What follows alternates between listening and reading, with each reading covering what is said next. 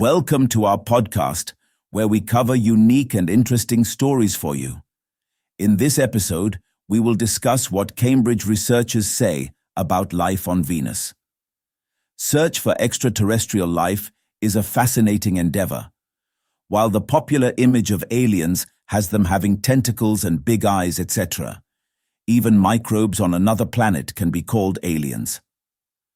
While our search for aliens has us focusing our lenses towards distant reaches of space, we are keen on finding proof in our solar system as well.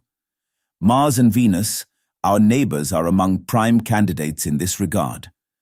But now, Cambridge University researchers have said that unusual behavior of sulfur in the atmosphere of Venus can't be explained by the aerial form of extraterrestrial life.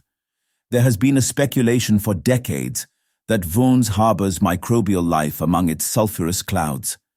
Any life form in sufficient abundance is expected to leave chemical fingerprints on a planet's atmosphere as it consumes food and expels waste.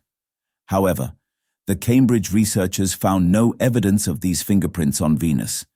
Even if Venus is devoid of life, the researchers say their results, reported in the journal Nature Communications, could be useful for studying the atmospheres of similar planets throughout the galaxy and the eventual detection of life outside our solar system. We've spent the past 2 years trying to explain the weird sulfur chemistry we see in the clouds of Venus, said co-author Dr. Paul Rimmer from Cambridge's Department of Earth Sciences. Life is pretty good at weird chemistry, so we've been studying whether there's a way to make life a potential explanation for what we see.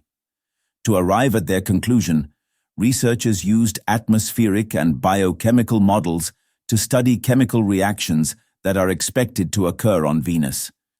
We looked at the sulfur-based food available in the Venusian atmosphere.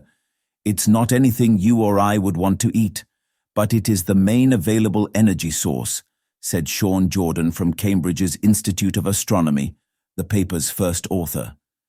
If that food is being consumed by life, we should see evidence of that through specific chemicals being lost and gained in the atmosphere.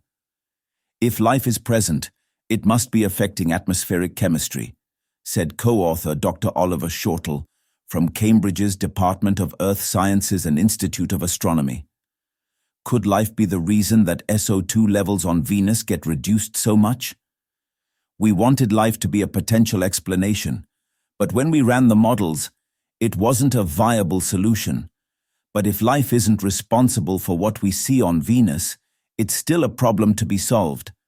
There's lots of strange chemistry to follow up on, said Sean Jordan.